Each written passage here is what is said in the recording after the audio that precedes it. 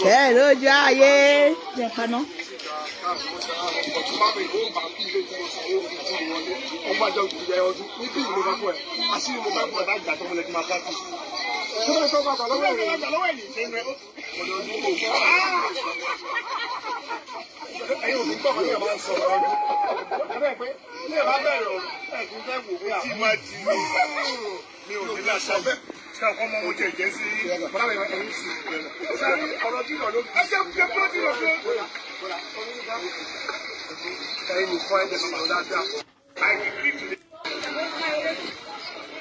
Ṣé mọ̀ pé ẹ kálẹ́ o ẹ̀yin tèmi tó gbá ski ẹ kálẹ́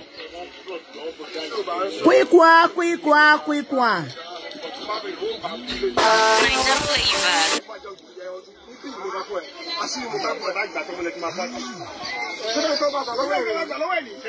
Ẹ kálẹ́ o mo fẹ́ sọ̀rọ̀ lórí fídíò yìí.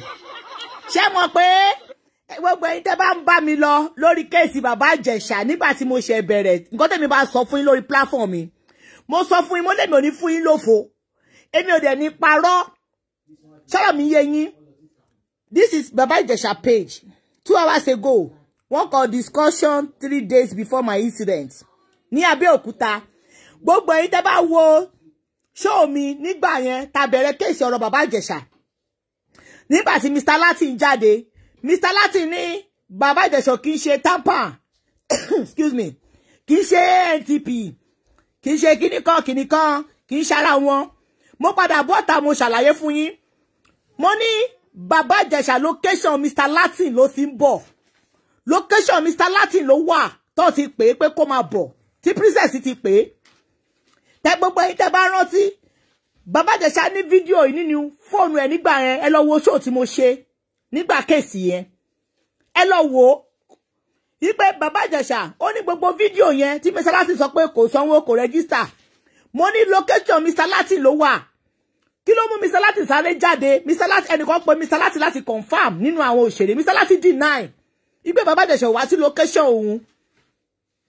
Gbogbo ẹni tẹ́ bá follow mi lórí kéèsì yẹn bàbá Ìjẹ̀ṣà 2 hours ago ṣe ti rí sìn ní Abẹ́òkúta ló wà location Mr. Latin ló wà ló ti kúrò ló ti pè é ipe máa bọ̀ nílé mi mo fẹ́ afẹ́ yaṣẹ́ máa bọ̀ tó fi tètè kúrò ipe ọ̀rẹ́ mi ló pè mí fún ẹ̀yin tẹ́ bá follow up ní kéèsì yẹn ẹ lọ follow up show mi tí mo ṣe ẹ back sẹ́yìn kẹ́ follow up.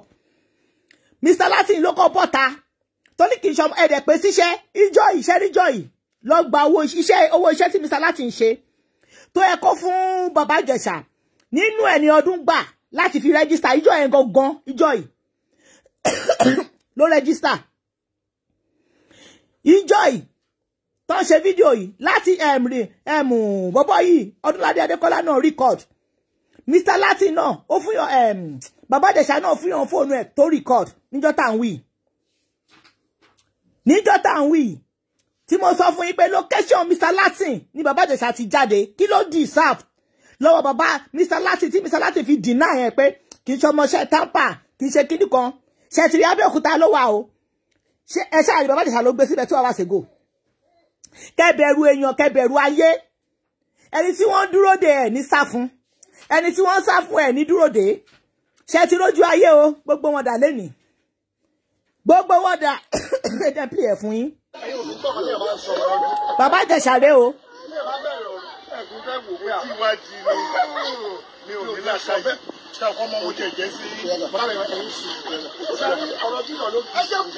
Gbogbo wọn ò sọ pé location ló wà o kò rep nínú location kò defy nínú location. Mr. Latin rẹ abẹ́ ẹ̀dàmọ̀ ẹ̀dá Latin mọ̀.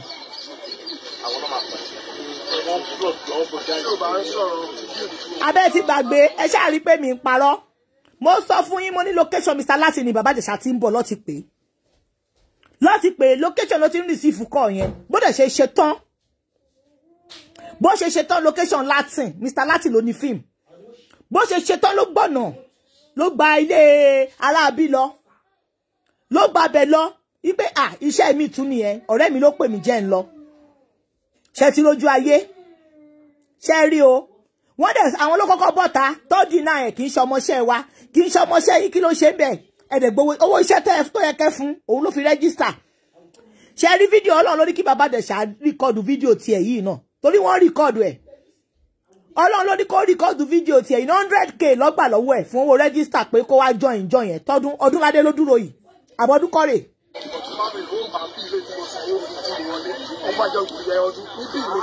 ṣe ti gbọ́ ó ní tí bá san owó tí gbọ́ tí mo wọlé owó yẹn owó registration tampan òun ló gbà lọ́wọ́ bàbá Ìjẹ̀ṣà o àbí kí n rí ṣé kí n connect ẹ̀ mọ́ tẹlifíṣàn kẹgbọ́n ni owó registration tampan òun ló gbà lọ́wọ́ bàbá Ìjẹ̀ṣà owó iṣẹ́ tó yẹ kí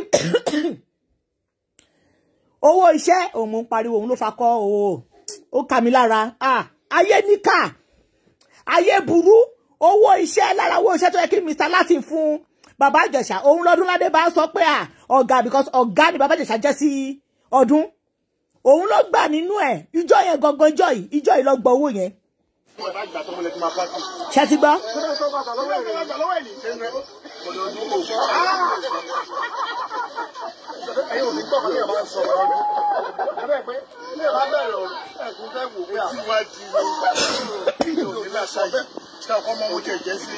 ṣe ti gbọ́.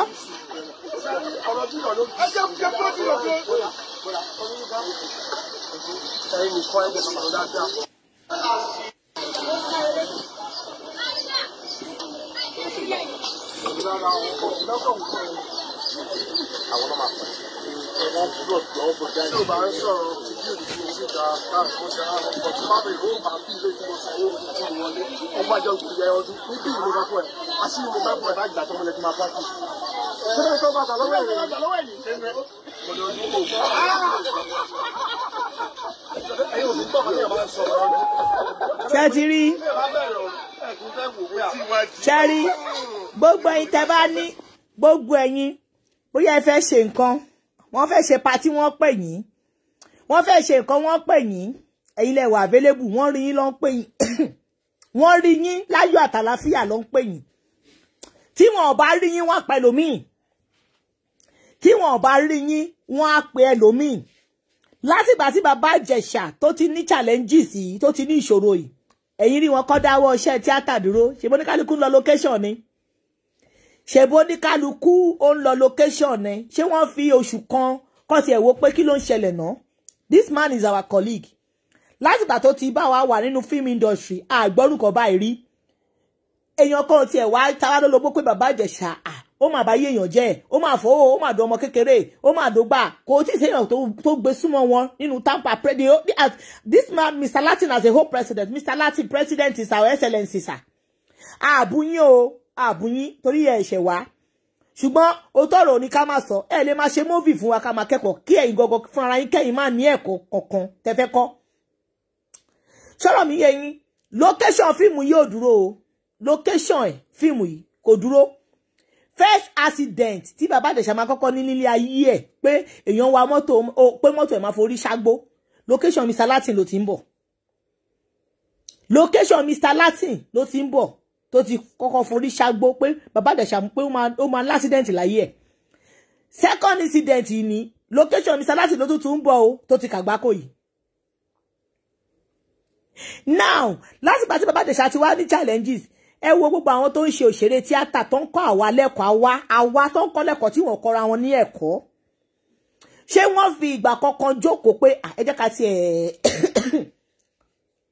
ká tiẹ̀ jókòó colleagues wa tó ní irú ìṣòro yìí ẹnìkan kò fìgbà kan wá report ẹ̀ fún wa rí náà at least táwọn òyìnbó bá fẹ́ ṣe investigation tó bá fẹ́ mú ọ̀daràn wọ́n máa investigate wọ́n máa béèrè pé ṣó ti ṣe rí nínú college ìgbà tó ti wá wà pẹ̀lú yín nínú industry more than 10 years 15 years tó ti ń ṣe eré tíátà bọ̀ tó ti ń ṣe eré tíátà bọ̀ kò sẹ́ni tó mú ẹjọ́ ẹ̀ wá fi sùn yín ẹ̀ẹ́dẹ̀ fíjọ́ kankan kẹ́tì ẹ̀ fi párùkù tì í ṣe lẹ sáré bọ́ta Mr. Latin rè ló kọ́ bọ́ta tọ́ni bàbá Ìjẹ̀ṣà kì í ṣàtọ́ ṣe disclaimer fún location yìí dẹ̀ ló ti ń bọ̀ because téèyàn bá wà location ó lè lọ́jọ́ méjì ìjọ́ mẹ́ta ní location hotel ló wà Abẹ́òkúta ló gbà lọ síbi tí wọ́n ti dẹ páńpẹ́ fún ẹ̀ẹ́dẹ̀ bọ́ síta pé ọmọkùnrin iṣẹ́ kúrò lọ́dọ̀ wa ni náà ọmọkùnrin bàbá Ìjẹ̀ṣà yìí ó ṣe kúrò ní location mi ni àmọ́ pé nǹkan báyìí ló fẹ́ lọ ṣẹlẹ̀ ṣe àmọ́ pé nǹkan báyìí ló fẹ́ lọ ṣẹlẹ̀ skẹ́tì ẹ̀ bọ́ta kẹ́tì ẹ̀ defend ẹ̀ kẹsàn nǹkan tó da nípa ẹ̀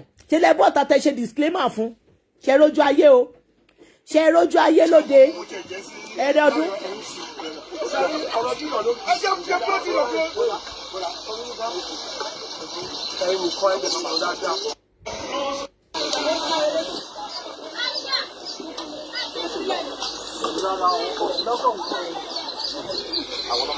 Wèrè wo ló sọ̀rọ̀ bí báyìí Ọláyínká Rukayat orí ìyá ẹ̀ gbalẹ̀ ìyá tó bí ẹ orí ìyá ẹ̀ ó gbalẹ̀ lẹ́ ń blọọkì ẹ̀ ẹ̀yin ọmọ òfò ọmọ ọ̀ràn kí wọ́n tó gbéra náà yìí tó bá ṣe bí olórí burúkú lórí péjì mi lórí ọ̀rọ̀ bàbá Ìjẹ̀ṣà mo máa rán ẹ sílé orí ẹ̀ dàrú you can leave bàbá Ìjẹ̀ṣà go ask your father let me pause it Ọláyínká kìíní kan your biological father go and ask me èèyàn mélòó ni bàbá ẹ rape kó tó bí ẹ your father how many people your father rape before he born you kákùlù fún ẹ ẹ̀yin ọmọ òfò ọmọ ọ̀ràn kí ló tẹ́ máa rìn kiri lórí social media pẹ̀lú data 200 naira.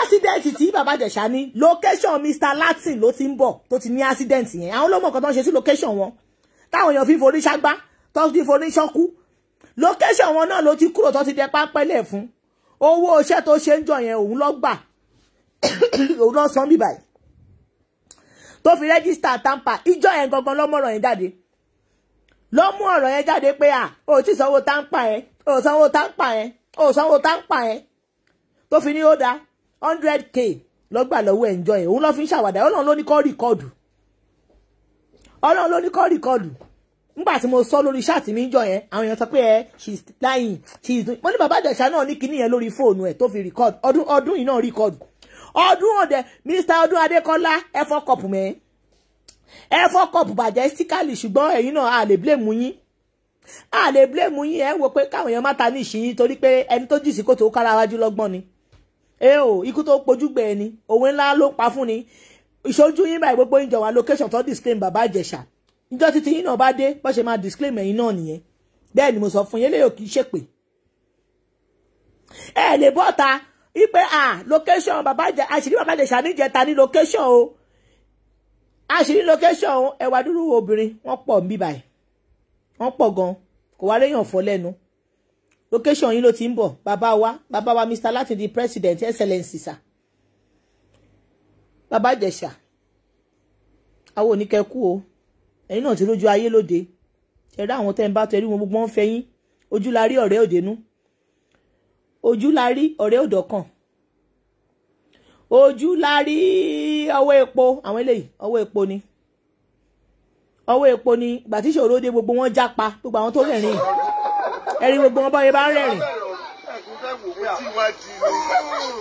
gbogbo wọn ẹ̀rí wọn rẹ̀rìn àtàgbà àtọmọdé gbogbo wọn celebrity wọn rẹ̀rìn ọmọkùnrin torí pé kò tí ní àdánwò kò tí ní ìṣòro kò ní challenges everybody ló súnmọ́ ló rẹ̀rìn ó ní challenges péré báyìí gbogbo wọn já wọn fèrègé ẹgbàgbà wọn sá lọ wọn fèrègé wọn yẹra wọn fèrègé wọn tún display mu ẹ ní Mr. Latin tiẹ̀ ṣe bẹ́ẹ̀ ni pé ó ti lé ní 19 gbọgbọrọ tó ti fojú rí ọ bàbá Ìjẹ̀ṣà bó ṣe sáré bọ́ta tó sáré bọ́ sí wọn lẹ́nu yẹn bíi pé 90-100 lọ ti rí bàbá Ìjẹ̀ṣà sójú rí wọ́n sáré bọ́ta ní tó display mẹ́ Mr. Latin ẹ wò tẹ́lẹ̀ mo láìkí fíìmù yín gan torí gbogbo nínú Yorùbá fíìmù tẹ́ máa ń wà ẹ máa ń dalẹ̀ ẹ lọ wo fíìmù tí Mr. Latin máa ń ṣe wọ́n máa ń dalẹ̀ wọ́n dẹ̀ láìkí owó gan Mr. Latin láìkí owó nínú gbogbo fíìmù wọn wọ́n lè fi ìyàwó wọn ṣògùn owó nínú fíìmù wọ́n lè fi ọmọ wọn Mr. Latin tó ta fìlà kádàrà gbogbo kádàrà wọn àti kádàrà àwọn ọmọ wọn nínú fìlà kádàrà gbogbo ẹ̀ lọ́tà tó fi wówó lọ́wọ́ Ọdúnládé Adékọ́lá kí ló dé tẹ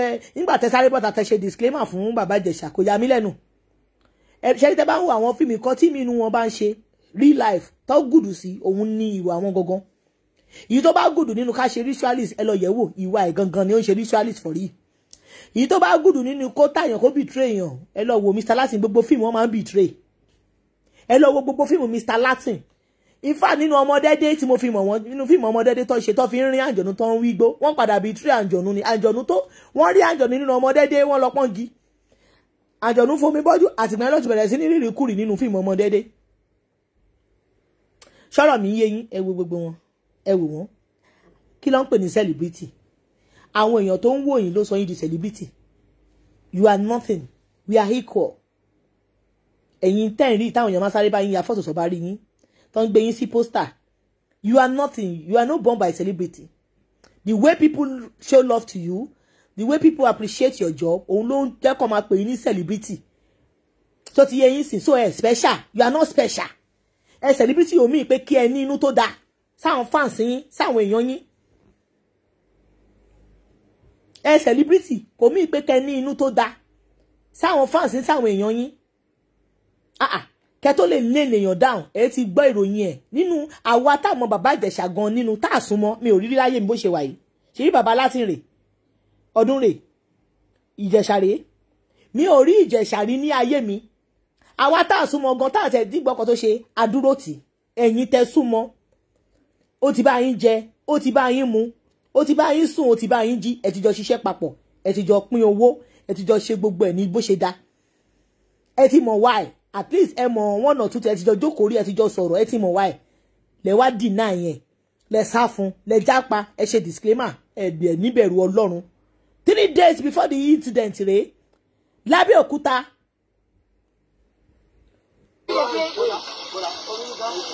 Ẹ wo gbogbo ẹ wo gbogbo wọn, ẹ wo wọn, a rí wọn, wọ́n fẹ́rẹ́gẹ, wọ́n sá lọ.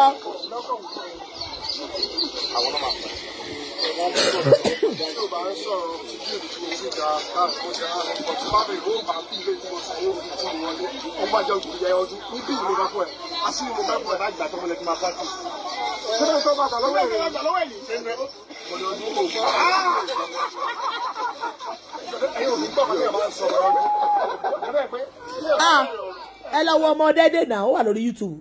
Fíìmù yẹn mo fi mọ Mr. Latin, mo dẹ̀ like wọn gan, gbogbo fíìmù wọn mo like wọn gan torí wọ́n máa ń betray. Ṣẹ́rí betray yẹn wọ́n tún máa ń ranjú nínú fíìmù, wọ́n dẹ̀ tún like owó. Wọ́n betray ìwìn inú igbó, wọ́n rí ìrìkúrì débi pé wọ́n rí aláǹgbá, wọ́n rí òjòlá pé nídìí tí mo dé lábọ̀dé ọ̀dẹ bíi káríkú karánù bíi kárẹ́bọ kàríwulẹ̀ èèmọ̀ lukutu pẹ́tẹ́. Bí abẹ́ ti gbàgbé orin tọkọ nínú ọmọdédé ni. Mr. Latin wọ́n ti rí ìwìn àti ẹbọra nínú ọmọdédé. Wọ́n á deny bàbá Ìjẹ̀ṣà. Mr. Latin Allah mo dẹ̀ like máa gan. Mo like Mr. Latin gan. Tẹ́ pé tí bá type sórí YouTube báyìí, Mr. Latin fi mú máa because wọ́n máa ń pa mí lẹ́rìn gan. Bó ṣe máa ń betray yẹn máa ń pa mí lẹ́rìn. Mi ò mọ̀ wọ́n máa betray èèyàn physically. Tí Mr. Latin bá betray inú fíìmù báyìí, ó máa ń dùn mọ́ mi pé báwo ló ṣe betray lè torí owó. Mi mọ̀ pé wọ́n máa betray bàbá Ìjẹ̀ṣà physically. Ìgbà tó ti betray bàbá Ìjẹ̀ṣà báyìí, mi ì tẹ́ wo fíìmù Mr. Latin mọ̀. Mi wo fíìmù Mr. Latin mọ̀. Ẹ̀dẹ̀ wo ọmọkùnrin gbogbo yín dẹ̀ bá ń rẹ́rìn, ẹ̀rín yín ò dẹ̀ dénú. Mi ì rí bàbá Ìjẹ̀ṣà rí láyé mi o, mi ì rí rí o. Mi family mọ́ mi mọ̀ kankan nípa ẹ̀. In fact, ìròyìn kúmọkùmọ gan tó máa ń ṣe tí bá kàn wà máa ní kí ló máa ń ṣe ọmọkùnrin tó kàn máa ń ṣe bí dìdìrín bí ọ̀dẹ̀ báyìí. Kí ni gbogbo kúmọkùmọ òṣì tó kàn tí ẹ máa ń sọ yìí?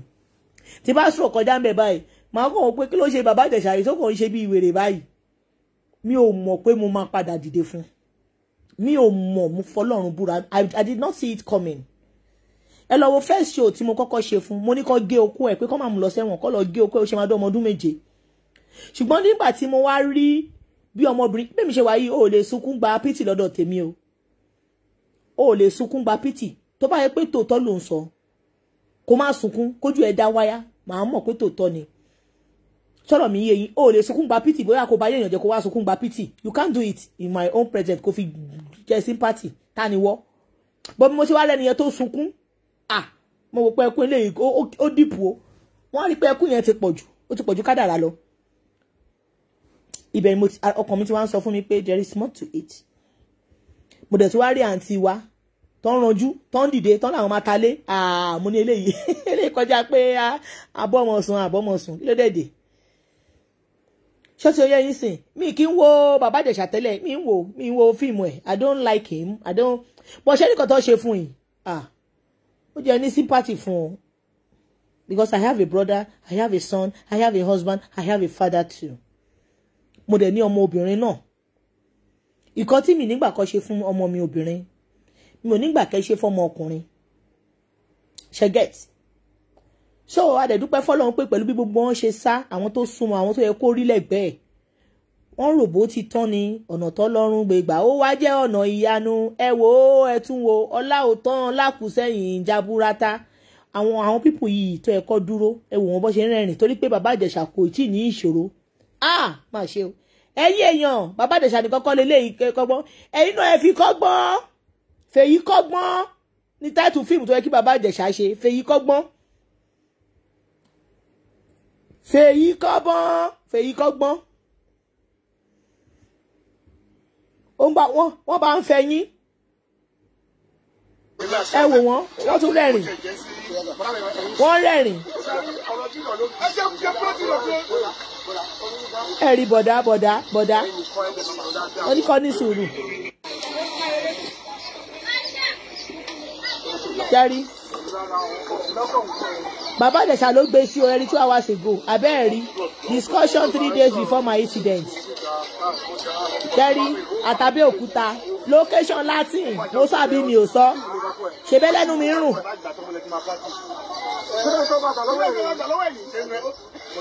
ṣẹ́sìkọ́ ẹ tó máa gba rìsíìtì ni o rìsíìtì owó location owó joint tamper òun lọ sọ pé tẹ bá gbàgbé lọ́ọ́ máa ti practice rìsíìtì yẹn owó iṣẹ́ tó ṣe wọn fún òun lọ́ fi sanwó rìsíìtì 30,000 kan lókùtọ̀ fún ni 30,000 lókùtọ̀ fún ẹ̀dẹ̀ wo ọmọkùnrin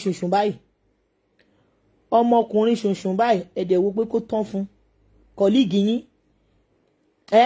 lòṣùpá fi sọ pé ẹni ìṣòro bá kan ní mọ́rí eré kan ní pọ̀ bẹ́ẹ̀ ni ìgbà pọ́njú là ń mọ̀ rẹ o kájọ fòkè lè rún bẹ́ẹ̀ ká tún jọ fòróró jẹ iṣu ìgbà ìpọ́njú ìgbà ìṣòro tó yẹ kó rí yín ó gbojú ẹ̀yìn pé mo láwọn colleague mo láwọn friends and family gbogbo yín jápa àwa tá àwa rí tá àmọ́ rí àwórí social media àwórí social media la dúró tì ọlọ́run dẹ̀ fún wa ṣe orí tútù orí gbígbẹ tí bàbá Ìjẹ̀ṣà ò pàdé rí láyé ẹ̀ gbogbo wọn ló dúró fún ẹ wo níbi tá ẹ̀rọ ọkàn rẹ sí ẹ̀rọ rẹ ń bẹ o ẹ̀yin ará mi tẹ dúró ti bàbá Ìjẹ̀ṣà ibi tẹ tún ru ọkàn rẹ sí ẹ̀ tún ríre níbẹ̀ ọlọ́run má bá mi fi àlùbáríkà sí iṣẹ́ yín lọ́lá nàbí lọ́lá Muhammadu lọ́sẹ̀ máa sọ pé ibi tí èèyàn ò gbígi síbà igi adèdèdè lálẹ́ wù ń bẹ̀ ọlọ́run ni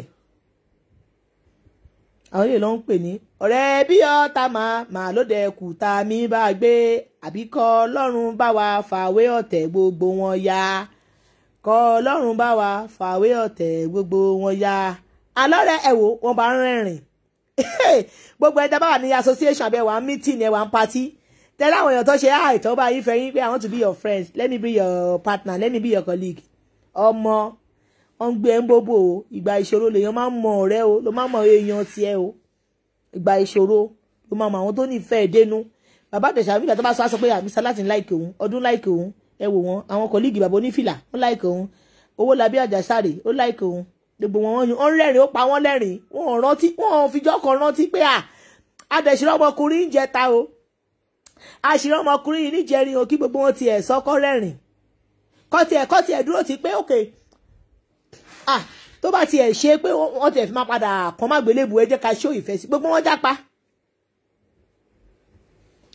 jápa ní ẹ̀yìn tèmi kan tí wọ́n ní kí wọ́n fi wọ̀nyí nìyẹn pé nígbà tá a sọ́njọ́ yẹn wípé location Mr. Latin ẹ lọ wo fídíò mi ó wà lórí Facebook ó dẹ̀ wà lórí YouTube mo sọ pé location Latin ní bàbá Ìjẹ̀ṣà tí ń bọ̀ àwọn èèyàn rò bí àwọn mò ń parọ́ pé bolèmi ti ń rí story where is her proof wọ́n sọ pé where is her proof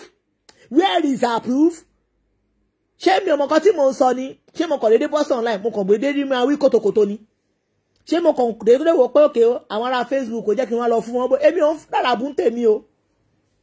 èmi ò ń ra àràbù tèmi o wọ́n ní where is her proof she don't have evidence now thank God Baba Ìjẹ̀ṣà is still alive torí ká ló ti kú ni we won't be able to see this evidence àrẹ̀dúpẹ́ fọlọ́run pé Ọlọ́run fún ní orí ọ̀fẹ́ tásìkò bá tó wọn á wí tẹnu wọn ṣé ó ti yẹ yín sìn gbogbo nǹkan tó ṣókùnkùn sí àwọn èèyàn lórí social media Bàbá Ìjẹ̀ṣà Ọlọ́run bá mi fún ní òkun àti agbára kò ní gbabẹ̀ kú torí tó bá kú ni ò ní lè sọ tiẹ̀ wọ́n á ní tòótọ́ ló ṣe wọ́n á ní tòótọ́ kò ṣe but so far tó wà nílé ayé gbogbo nǹkan tó ṣókùnkùn sí gbogbo yín kedere ló máa hàn tásìkò ọ̀rọ̀ bá tó a ò fẹ́ sọ̀rọ̀ púpọ̀ torí ẹjọ́ sì ti wà nílé court, ó ti wà nílé ẹjọ́. A ti fa gbogbo ẹ̀ fọwọ́ Ọlọ́run àti ọwọ́ àwọn adájọ́ kí wọ́n bá wa dá dáadáa. Ṣó ti yé yín sìn?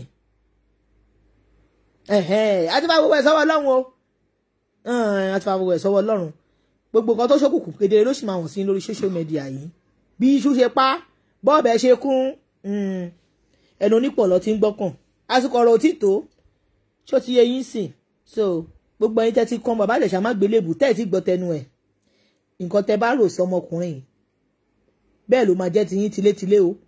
Ó máa jẹ́ ti yín tẹbítẹbí. Èyí tí ò bá ti bímọ nù yín. Èyí tí ò bá ti bímọ nù yín, gbogbo nǹkan tẹ́ bá rò sí ọmọkùnrin tó bá ń bímọ láyé báyìí. Bó pẹ́ bóyá ọmọ ẹ̀ náà á kẹsàn ẹ̀. Èyí tó bá dẹ̀ ti tún bímọ nù yín náà, gbogbo nǹkan tẹ́ bá rò sí ọmọkùnrin yìí, Ọlárewájú Omiyínká yìí, gbogbo nǹkan tẹ́ bá rò sí tó bá ti bímọ nù yín, á jẹ́ tàwọn ọmọ yín tìrantìran. Èyí tó bá dẹ̀ ro dáadáa sí náà, á jẹ́ tàwọn ọmọ yín. Èyí tó bá ra, let me block this one. Nobody should put any foolish link on my page. Victor Badejo, mo ti block ẹ. Don't put any foolish link on this my Facebook. I'm not telling link here. Àbí mo invite ẹ pé kó wá ta link nbí ni. Oní link ọ̀run, oní link ìsọnù. Don't put foolish link here. Nonsense sticker is equal to stupidity. Bí mo ṣe rí báyìí, mi ò fẹ́ gbé kí n upload ẹ̀ torí tí bá upload ẹ̀ gbogbo yín lè má rí. Ó mo ṣe wá fi ṣe ṣáàtì pé ẹ wo àwọn ọ̀rẹ́ bí ọ̀tá. Ṣé rí wọn?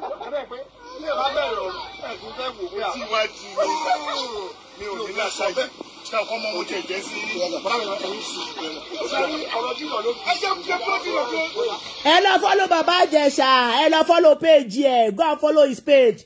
Ẹ lọ síbẹ̀, ẹ bá mi show ẹ ní love. Show him love. Ẹ má mind lórí àwọn ọ̀tá náà máa lọ síbẹ̀ láti lọ máa bú. Àwọn táyé wọn ti korò, táyé wọn bitter soup, frustrated woman being. Wọ́n máa lọ síbẹ̀ láti lọ bú pé pedophile ni. Ṣùgbọ́n a ò fẹ́ sọ̀rọ̀ o. A fẹ́ sọ̀rọ̀. But ẹ̀yin lovers ẹ dá love bò. Ẹ jẹ́ kí love go override the sadness people. Àwọn bitter people ẹ lọ dá love bò Baba Ìjẹ̀ṣà. Let him know that we love him. Wípé bá òkú iṣẹ́ ò tán. Bá òkú iṣẹ́ ò tán. Ẹ spread the love all over the world. Ẹ jẹ́ káwọn èèyàn mọ̀ pé life is beautiful. Gbogbo tó bá sọ pé ogun láyé yẹn. Ẹ disclaim ẹ lọ́dọ̀ tàwa ogun kì í ṣayé. Life is sweet and beautiful. Àwọn ní pé ọjà láyé ìwọ̀nba ọjà táwọn èèyàn fẹ́ náà ẹ jẹ́ kó enjoy ẹ̀ láti ná because àmọ́ bóyá ayé àtúnwá tún wà. Àmọ́ bóyá ayé àtúnwá tún wà. Ayé ilé ìtawà ẹ jẹ́ ká show love. Let's enjoy ourselves. Let's celebrate ourselves. Kì í ṣe pàtẹ́ ọba kú tán lẹ máa gbé fọ́tò ẹ̀ kiri RIP lẹ máa sunkún òfò ẹ máa sunkún ìyà tí ẹni tí kò kú sunkún òkú ni. Ó ní lọ́tẹ̀ bá lẹ pé tí ọba kú ẹ máa sunkún mọ́. Torí gbogbo yín pátá náà lẹ máa kú. Ìwọ tó sunkún fún wọn padà sunkún fún ọ náà.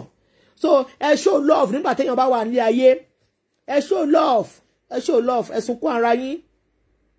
Àwọn friends ni mi. Look at them. Ẹ wò wọ́n. Mr. Latin. Ọdún. Owólabí Àjàsà.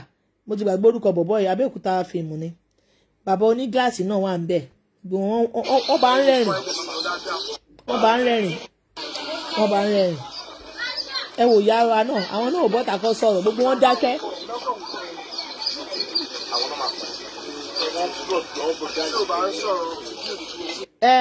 Someone said, Gbémisọ́lá, comment yẹn ti lọ. She said she's sure they don't hate him. They don't have to pause upon that. Because they want to pause upon that. That is only for Mr. Latin in God. Láti wá ṣe disclaimer fún mi. Èwo ló ń bì. Let me block you. Lobby nínú ilé ẹ̀. Only for Mr. Latin. Even though you want to pause upon that, you keep your mouth shut. Ẹ wá sáré disclaimer ẹ̀. Kódà. They don't do things like that. You don't do things like that. Tó o bá lè support ẹ̀. Tó dẹ̀ fẹ́ káwọn èèyàn mọ̀ ṣó ti yé yín. Nǹkan tí mi expect kan tó yẹ kí Mr. Latin ṣe ni pé wọ́n gbọ́ pé wọ́n ti arrest Baba Ìjẹ̀ṣà.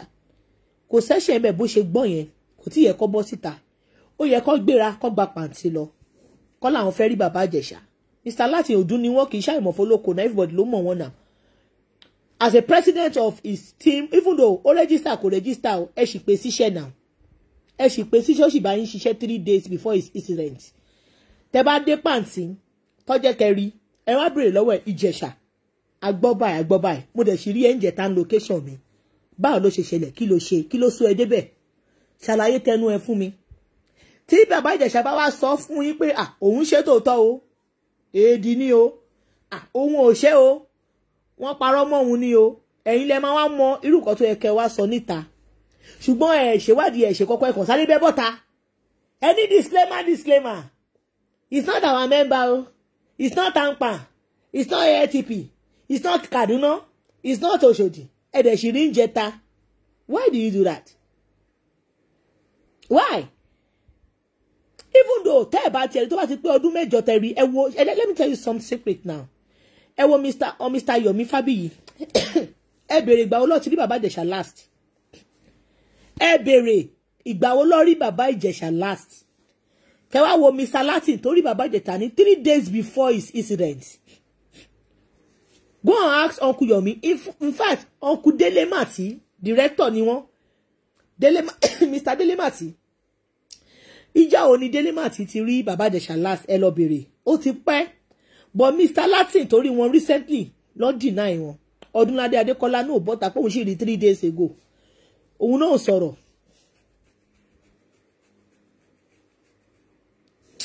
Ẹ wo, Ọlọ́run ló máa fi ṣe ìdájọ́ àfẹ́yìn pẹ̀ràn. Nǹkan ta ní ká wá fi wọ̀nyí rè ó pé nǹkan tá a bá sọ fẹ́yìn lórí platform wa, àwọn ò parọ́ o. Mo ti sọ fún yín pé location Latin ni bàbá Ìjẹ̀ṣà ti kúrò. Bàbá Ìjẹ̀ṣà Mr. Latin ó dẹ̀ bọ́ta, ó dẹ̀ disclaimer pé kì í ṣe ọmọ ẹgbẹ́, ṣùgbọ́n ó wá bá yaṣẹ́. Ṣùgbọ́n ìjọ yẹn gangan, ìjọ yìí ló tún sanwó iṣẹ́ o. Ẹ bẹ̀rù Ọlọ́run, ó dàárọ̀ o, Ọlọ́run á jí gbogbo wa rè.